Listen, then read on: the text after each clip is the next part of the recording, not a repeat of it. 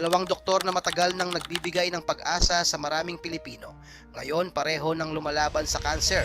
Habang patuloy na nakikipaglaban si Doc Willie Ong sa stage 4 sarcoma, isang panibagong pagsubok ang dumating sa kanilang pamilya.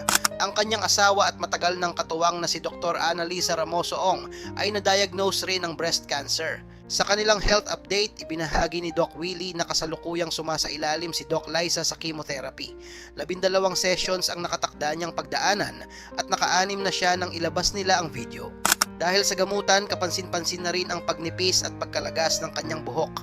Pagkatapos ng 12 linggo ng chemotherapy, nakatakdang sumailalim si Doc Liza sa mastectomy upang tanggalin ang kanyang kanang dibdib. Ayon kay Doc Liza, 20 taon na niyang binabantayan ang ilang bukol sa kanyang dibdib. Dati ay benign lamang ang mga ito. Ngunit kamakailan may tumubong bagong bukol na may kasamang pananakit. Matapos ang pagsusuri, nakumpirmang mayroon siyang invasive ductal carcinoma. Ayon sa official update ni Doc Willie, nasa early stage pa ang cancer.